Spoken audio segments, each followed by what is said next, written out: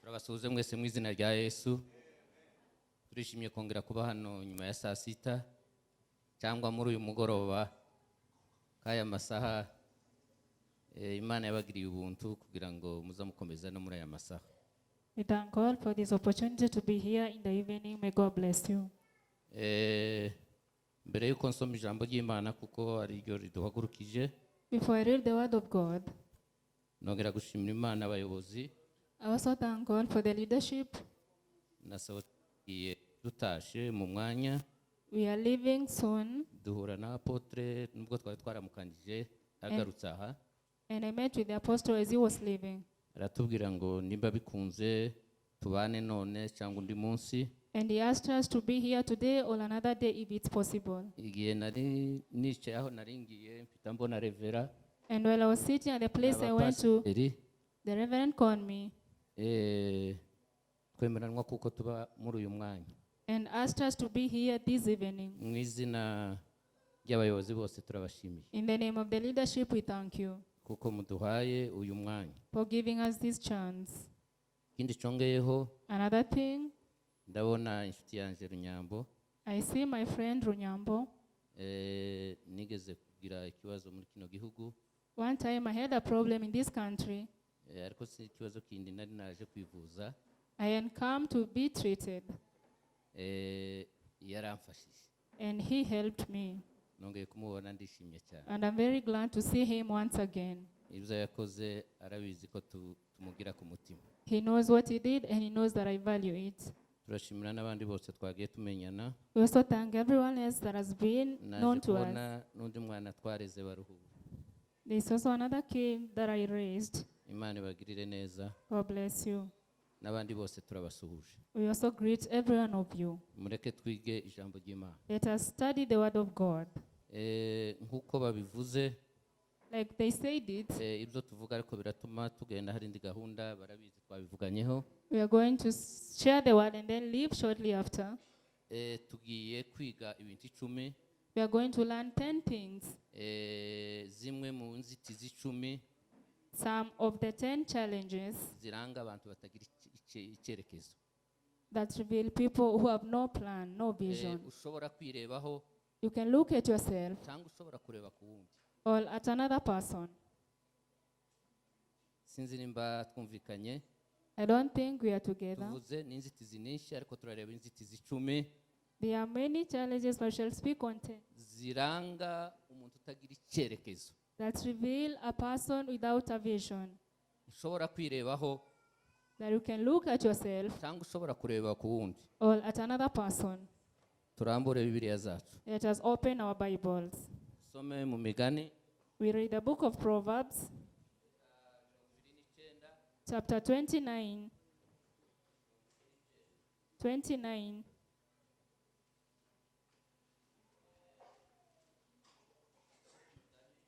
Proverbs and chapter 29, verse 18. It is the only verse we shall read, turagenda tubivuga, mushobora gusoma mwageze mu rugo. and other verses we shall just mention. 29 na 18 mu gitabo cy'Imigani Proverbs 29:18. haravuga ngo aho gushishurirwa kutari abantu bigira ibyigenge, ariko ukomeza amategeko abahiwe. Aho guhishurirwa kutari abantu bigira ibyigenge, ariko ukomeza amategeko abahiwe. Ninde ufite Igiswahili asome n'Icyongereza kugira ngo babashe kumva neza. A person with the Swahili version to read for us.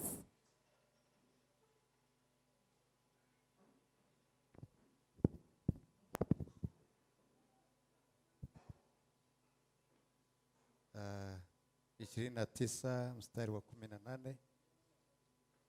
Pasipo maono watu huacha kujizuia, bali anaheri mtu yule aishikaye sheria. Amen. The English version says, where there is no revelation, people cast off restraint, But blessed is the one who heeds wisdom's instruction. Amen. Amen. Hallelujah. Hallelujah. Hallelujah. Amen. Hallelujah. Amen. Hallelujah. Hallelujah. Nje nabaye umwarimu I was a teacher. kandi ndabwiriza ariko harimo no kwigisha. I will preach, but I'll teach at the same time. Nishimiye kuba harimo abantu bake cyane. I am glad that you are few. Ibintu tugiye kuganira The things we are going to speak about ni ibintu umuntu ashobora kwirebaho, are things you can check from yourself, umuntu ashobora no kurebera ku wundi, as well as at another person. ari inzitizi zishobora kuba kuri wewe, They can be obstacles in you zishobora gutuma udatera imbere, that can make you not progress. ukagendera mu kigare. And you just walk in the flow. Kandi ubwo tuja kuganira, And as we speak, hari abantu benshi amagambo menshi baza bayashyira ku bandi. there are many people who put other things on other people. Havuga ijambo When they speak a word, akavuga ngo ni rya runaka. they say it belongs to so and so. Oya, No, nta nawe nabonye n'ibyo ngiye kuvuga. I've not seen anyone in what I'm going to speak about. Ikintu cya mbere The first thing kiranga umuntu utagira icyerekezo, that reveals a person without a vision, ushobora kwirebaho, that you can look from within yourself, cyangwa nshobora kwirebaho, that you can look from within yourself, ni ukwigira icyigenge. is to make yourself a great person. Icyigenge sinzi nimba ari ijambo ryumvikana ku bantu bose bari hano. I don't think you understand this word so well. Icyigenge, Such a person, icyigenge, such a person who feels they are independent on their own, kwigira icyigenge ni umuntu utagendera ku bushake, sinzi ko nabivuga, aba yumva ashobora kuba yibana wenyine, atashobora no kureba n'ukundi ashobora kugira icyo amutwara. this is a person who feels that they can live on their own without the influence of other people. Ariko cyane mu buryo bw'ubumana, But in a godly way, umukristo ntakwiriye kuba icyigenge. a Christian should not be an independent person. Agira ibyo atinya gukora, You should fear doing something, agira ibyo atinya abujijwe, as well as some things you're not supposed to do. hari ibyo adashobora gukora, There are things that you can't do, hari ibyo adashobora gukora, and there are things that you're not supposed to hari do, ibyo ashobora gutinya gukora. and there are things you're supposed to fear doing. Niyo mpamvu It is the reason niwareba when you look umukristo at a Christian wigize icyigenge, who has made themselves such an independent cyangwa person, niwireba ukabona warabaye icyigenge, Or sinzi when ko you- nabivuga mu bundi buryo bwumvikana, or when you check yourself and you feel that you're so uzamenye independent, kuko udafite icyerekezo, know that you have no vision, umenye kuko udafite vision, know that you don't have any vision, kuko icyo gihe because at that time nuko wishora mu bintu utatekereje, you do things without thinking, nuko wishora mu bintu utarebye hirya no hino ibigukikije. you don't think without looking at your boundaries. Imana idufashe, May God help us. umukristo ntakwiriye kuba icyigenge, A Christian should not be independent. afite abamutegeka, They have people who afite command ukuntu them. ayobogwa, There are things that lead you, afite ukuntu agenda. and then you are supposed to walk. Imana idufashe cyane, May God help us wagure icyo kintu. to expand that thing. Ikintu cya kabiri And the second thing kiranga umuntu utagira icyerekezo, that reveals a person without a plan ni ukutagira kwihangana, is not being perseverant, ni ukutagira kwihangana. not having patience. Wasoma mu Baheburayo 6:12 no kugeza kuri 15 ntitugenda dusoma. Hebrews 6:12 to 15. Kwihangana ni imwe mu mbuto nziza y'abakristo, Persevering is one of the good fruits for a ariko Christian. abakristo batagira icyerekezo, But Christians without a vision, abakristo batagira vision, or Christians without a vision, ntibagira kwihangana, they are not patient at all. ntibagira kwihangana, They don't have perseverance within ntibagira them. kwihangana. They are not perseverant. Mwene data, Brethren, wowe uri hano, who is here today, nushaka kugera kure, if you want to go far, uza wihangana mu buzima, be patient in this uza life. wihangana mu buzima, Persevere in this life. uza wihangana mu buzima. Persevere in this Muri iyi life. si hariho ibibazo byinshi, There are so many problems in this hari world. ibintu bishobora kukugeraho, Some things will come unto you. ariko iyo utihanganye But if you are not patient enough, tuba ufite icyerekezo, you don't have a vision at tuba all. ufite icyo uzageraho. You will not get to anything. Hari umugani abasaza bazaga baca There is a proverb that says ngo uwihanganye aza akamishashi. Sinzi That- nimba mwumvishije uwo mugani. ngo wihanganya zakama bishatse kuvuga iki? What does this mean? Uwo mugani ushatse kuvuga, What this proverb wants to mean, iyo wihanganya ugera kuco washakaga kugeraho. if you persevere, you get to what you want to get to. Kuko uzageraho ushobora kukigeraho wihanganya. Whatever God planned for you, Ariko you'll igihe get to it when you're utihanganye, patient. But if you're not patient enough, bishobora kukurengana. you will not get to it. Hari abantu benshi bataza bategereza igihe cy'Imana, Many people don't wait for the timing of God, bagashaka gukora ibyabo. and they want to do their own things. Iyo kamishashi When they say you milk an no old kuvuga one, kuko icyo gihe it means that at that time, aza yihangana ikazageza igihe izamuha umukamo. they persevere Simba until ariko that nshaka time. kuvuga That is what mu it muco means. w'iwacu. It is an old proverb. Haleluya, Amen. haleluya. Ikindi cya gatatu, And ndagenda another- nihuta ugende wagura cyane ijambo kurindi. Another third thing, as we continue, Umuntu utagira vision a person without a vision, arakara vuba, they get angry very fast. arakara vuba, They get angry very fast arakazwa n'ubusa, because of nothing. arakazwa n'ubusa. They get angry for nothing. Iyo usomye mu gitabo cy'umubwiriza, When you read the book of Ecclesiastes, reka nsabe uhansomera umubwiriza 7 n'umurongo w'Icyenda. Ecclesiastes chapter 7 and verse 9. Icyo ni icya gatatu. Umuntu utagira vision, mugani wa abino n'umuntu bivuze hano imbere. This is the third characteristic of a person without a vision. Umubwiriza 7 no kuri 9. Ecclesiastes 7 verse 9. aravuga ngo tukihutire kurakara mu mutima kuko uburakari buba mu mutima w'umupfapfa. Ngo uburakari buba bivuze tawe n'isi umupfapfa. Anger resides in the lap of fools. Gira vision, A person without a vision arakazwa n'ubusa. get provoked for nothing. Hari abantu baza barakazwa n'ubusa. There are people who are provoked quite Wareba quickly. icyamurakaje And you look for something that has made them angry, ugatanga. you get surprised. Umukristo ntazarakazwa n'ubusa. A Christian is not quickly provoked. Umukristo azare. A Christian waits. Ngo urakara ngo ni umupfu. Only fools get Tawe provoked n'isi quickly. umupfu hano. And I'm not calling anyone a Iyo fool. tuvuga ijambo ry'Imana, When we speak the word of God, icyo biba rigamije what it means, nuko rigira icyo rimfasha, it wants to help me at rigira icyo something rigufasha, as well as help you ribashe kuguhindura nimba muri wewe hari ikintu kiza kigenda nk'uko. to change you if there's such a thing in you. Icya kane And the fourth one kiza kiranga umuntu utagira icyerekezo, that reveals a person without a vision, yitabira imigumuko. they act rashly. Yitabira imigumuko. They act rashly. Niba ari Kinyarwanda cyumvikana. Imvugo yumvikana. Imigumuko Acting rashly ni ukuvuga ngo no munsi bakavuga ati no torero ndarirambiwe. Nienda umwaragize gutyo. Undi akamaza yitabira nuko habaye ikintu akamahita akijamwe. they just enter into things if they are not well Akaba informed. arigometse. They go with the flow. Burya abantu batagira icyerekezo People without a vision, ni abantu baza bitabira imigumuko. they are people who act on such basis. Baza bigomeka. Baza bigomeka. Mwene data ntukaza wigomeka. Uza wiyorosha. Nta mpamvu yo kwigomeka. Imana idufashe.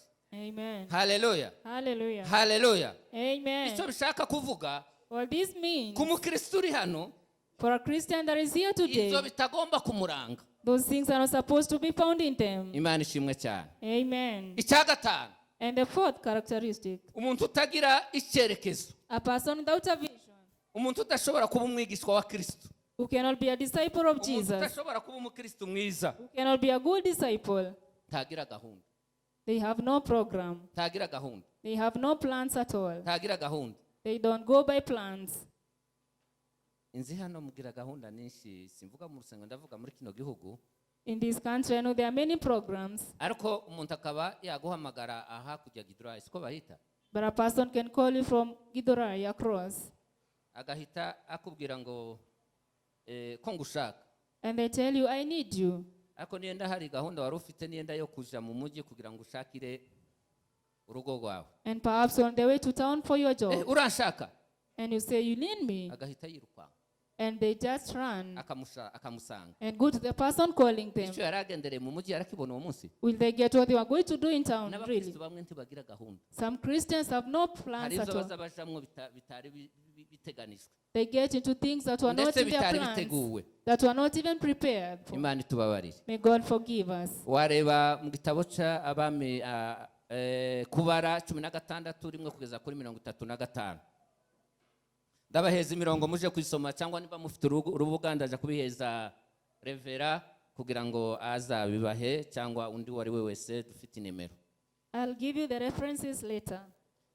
Icya gatandatu umuntu utagira vision. The sixth characteristic of a person without a vision. Cyangwa umukristo utashobora kumwigishwa wa Kristo.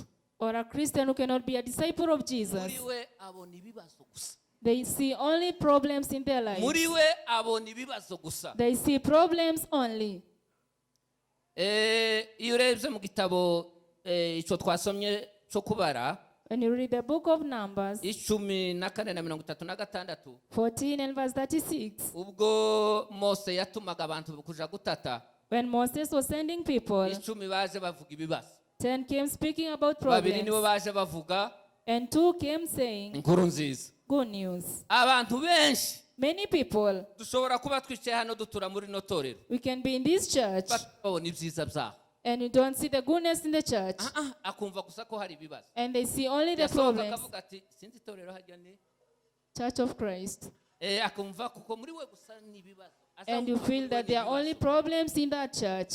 Imana itubabarire, May God forgive us. Imana ikubabarire, May God forgive Imana you. itubabarire, May God forgive us tukaza tubona ibibazo ahubwo tuzatubona ibisubizo. so that we can see solutions and not problems. Imana ishimwe cyane. Amen. Icya karindwi, And the seventh umuntu utagira icyerekezo cyangwa vision, characteristic of a person without a cyangwa vision, udashobora kuba umukristo or a mwiza, person who can be a disciple of Jesus, agira inshuti mbi. they have bad friends. Agira inshuti mbi. They have bad friends. Agira inshuti. They have bad friends. Agira inshuti. Birababaje cyane kugira inshuti mbi. It is very sorrowful to have bad friends. Mureke mbabwire ibiza biranga inshuti mbi. Let me tell you the characteristics of bad friends. Umukristo wose ntagomba muri ubu buzima tukwiriye kugira inshuti mbi. In this life, you are not supposed to have bad friends as a Christian. You are supposed to have only good friends. Kera bazaga baca umugani. There is another proverb. Ntawuzerekira ihene. Nukuvuga yuko yiziritse ku yindi hitagira gute? Ni kwa kundi wowe nubwo wawe uri mwiza ariko ukagira inshuti mbi. If you are a good person and you have bad friends, that bad friends makes you a bad person as well. Reka mbabwire ibintu biranga inshuti mbi. Let me tell you the characteristics of bad friends. Inezezwa iyo utewe n'amakuba. They are glad when you have problems. Icya kabiri gutiza gusenya urusika rukingiye. It destroys your main pillar. Icya gatatu ikirusha uburakari. It is more angry than you Iyo are yaguhemukiye. when he betrays you. Icya kane ibabazwa iyo ugeze ku butsinzi. He is hurt when you get to your victory. Icya gatanu inezezwa no gushira ku ruzaro rwawe. And he is glad when your offspring is Icya destroyed. gatandatu ihungira kure iyo utewe n'amakuba cyangwa n'ibibazo. He runs away when problems comes to you. Mwumvise ikintu kiranga inshuti mbi? Have you heard those characteristics of bad Mwumvise ikintu friends? kiranga inshuti mbi? Have you heard what we said? Bana bacu bato, abana b'abahungu n'abakobwa. Young generation, Turi mu buzima burebure, umwana n'umwambuzi ugera kure. it is a long life for the children. Nimba ushaka kugera kure, If you want to go far, uzagira inshuti nziza. have good friends. Ndaza kukubwira ikiranga inshuti.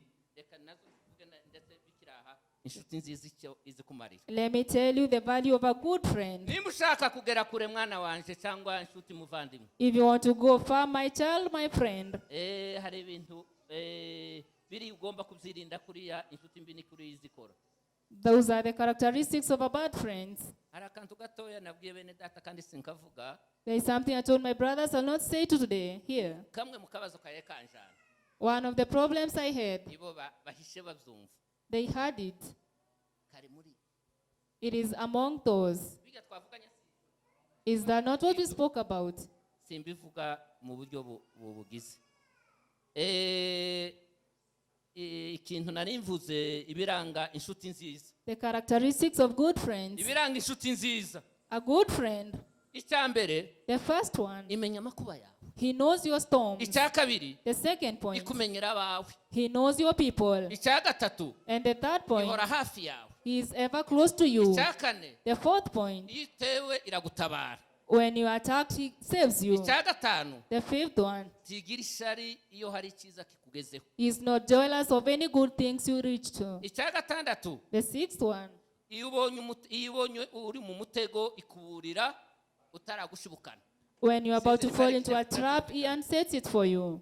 Icya karindwi, And the seventh one, yikorera ibibazo byiwe nk'ibyawe. he takes your problems like his own. Imana ishimwe cyane. Amen. Imana ishimwe cyane. Hallelujah. Umukristo akwiriye kugira inshuti nziza. A Christian should have good friends. Inshuti nziza izikugeza kure. A good friend will take you very Inshuti far. nziza izikugeza kure. He will take you very far. Ariko inshuti mbi But a bad friend, iziguta mu bwobo.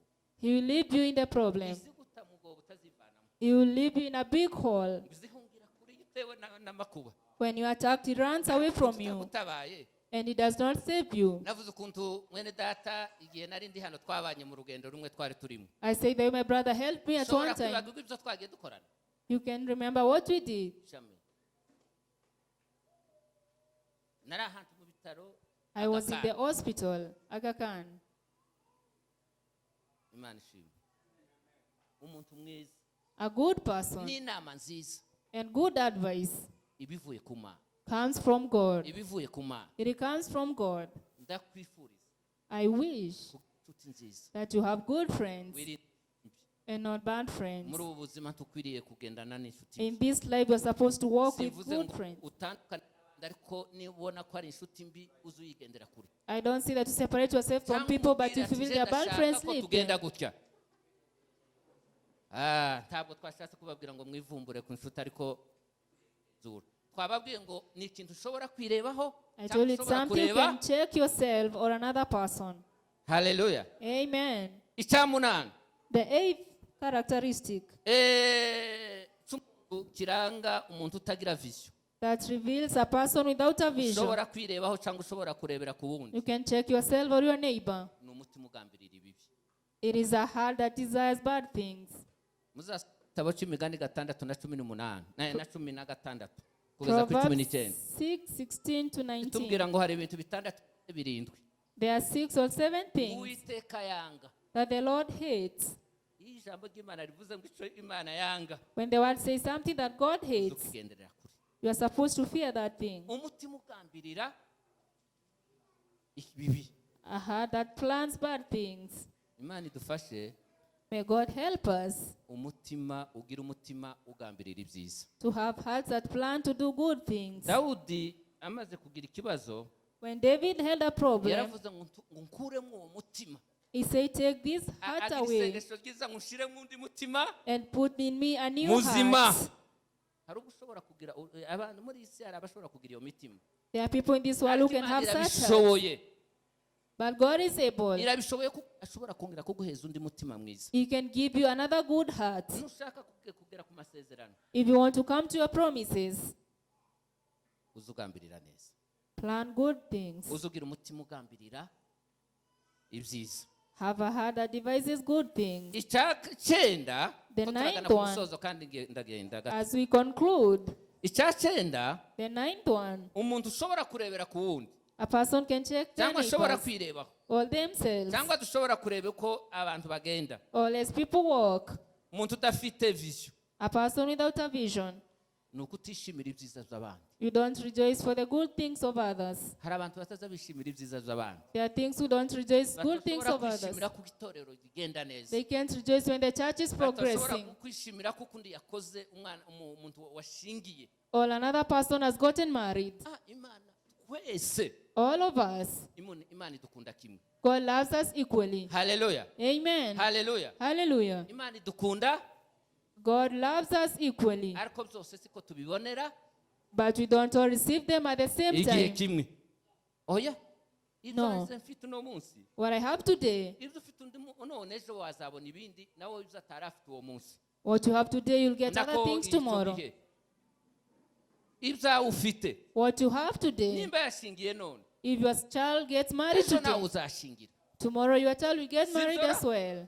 Ariko hakaba abantu bakama bavuga ngo nakagiye gukoresha ubukwe But there are people who say so and so child is getting married, cyangwa habaye icyiza kigiye kubamwo or a good thing is about to happen to them, ushaka kugera kure and you don't want to go far. uzushima kuko umwana wundi yafashe diplome. You should thank God that the child of another has Amaze progressed. kugira ngo diplome zizi iwawe. Don't rejoice when they all come to you. Niyo formule yonyine. That is the only Niyo formula. formule kwishimira ibyo undi yagezeho. To rejoice for the good things Kugira in ngo others, ubashe nawe ibyawe bibashe kugeraho. so that yours can come to you as well. Imana idufashe cyane. May God help Kandi us. siko hano nta bantu bagira batishimira iby'abandi. And I know there are no such people in this place. Icyacumi And the 10th one, gishobora gutuma utagira icyerekezo. that can make you a person without a vision. Ushobora kwirebaho. You can check yourself. Ni ukubika inzika. It is to hold grudges. Kubika inzika. Holding grudges. Kugira cyangwa kubika inzika cyangwa inzigo. Holding Ariko grudges. inzika A grudge. inzigo. Ni nkamwene wabo gatoya. Kuko inzika A grudge inzika ni ikintu kibi. is a bad thing. Inzika ni ikintu kibi. It is a bad thing. Inzika ni ikintu kibi. Something very bad. Kubika inzika. Holding grudges. Ariko ukuntu zizazivunana. It is very tiring. Umugabo mwene wabo wa Pastor James hano. One man, Yigeze kuvugana umugabo twese tuzi baza guca imigani ngo iyo ugaye umuntu cyangwa se iyo utekereza umuntu kibi ngo ni wowe kizakivuna ngo nyira wagize gute yigaramiye. when you despise someone Icyo else, you are bishatse harming kuvuga, yourself. inzika wowe irakwica ikakuboza, sinzi nimba ari Kinyarwanda navuga, ikakumunga. Merci mon cher. The grudge is like poison to your heart. Ariko nyirayo yagize gute atanatekereza kuko inzika. But the person you're holding the grudge unto is okay. Imana itubabarire. May God forgive us. Muri ubu buzima In this life, nushaka kugera kure if you want to get far, tuza twivanamo ibyo tuvuze. don't do all those things we say. Ubuzima turimwo Because in this life, ni ubuzima ukwiriye kuza waguka muri wewe. you are supposed to expand. Imana itugirire neza. May God be faithful Imana to us. ibiteho. May God be Imana concerned of you. ibagenderere. May God visit you. Twasomye ijambo ry'Imana We read the word of God ngo iyo hatariho guhishurirwa that when there is no revelation, abantu bigira burya people are cast off. nta muntu utazugira ihishurirwa. There is no person without a revelation. Burya abantu benshi baravuga ngo ihishurirwa ngo n'iby'abahanuzi n'iby'abaki. Many people think that revelation is for the prophets, but this is buri not the case. mukristo wese buri muntu wese afite ihishurirwa. Every Christian has a revelation. Bibiliya yaduha iyo tusomye mu migani ngo umutima nama wawe. Imana yaduhaye umutima. God gave us the heart. Ujya mutima Imana yaduhaye. That heart that God gave us, Uzuduhishurira byinshi. it reveals many things to us. Uzuduhishurira byinshi. It reveals many things to Uko you. ngomba kugenda. How you are supposed to walk. Iyo hatariho kuhishurirwa When there is no revelation, abantu bigira ibyigenge. people make themselves Baba independent. muri ubu buzima. And they live in this life. Imana idufashe. May God help us. Inama nigiriye. The advice I advised myself. Inama nakubwiraga. And the advice I told Ariko no you mu buzima busanzwe in this normal no mu life buzima bw'ubukristo and the Christian life, birajanira. it is the same. Mureke duhaguruke dusenge. Let us stand up and pray Kugira ngo so that God idufashe may help us twirinde kugira umutima udafite guhishurirwa. to protect ourselves from having hearts without a vision, Umutima udafite vision. hearts without visions, Abandi ntibakagende ahandi Australia. so that when we go abroad, Umve ko ibyiza Imana twese yabishyize mu kiganza cyose. feel that every good thing is in the hands of God. We all have equal Ariko opportunities, siko tubibonera rimwe. but we don't receive them at the same time. Reka dusabe Revera Let's reverence. umuyobozi aze adufashe gusenga To come and lead us in this prayer kugira ngo tugire ihishurirwa muri ubu buzima. so that we can have a revelation in this life. Turabashimiye. We thank you.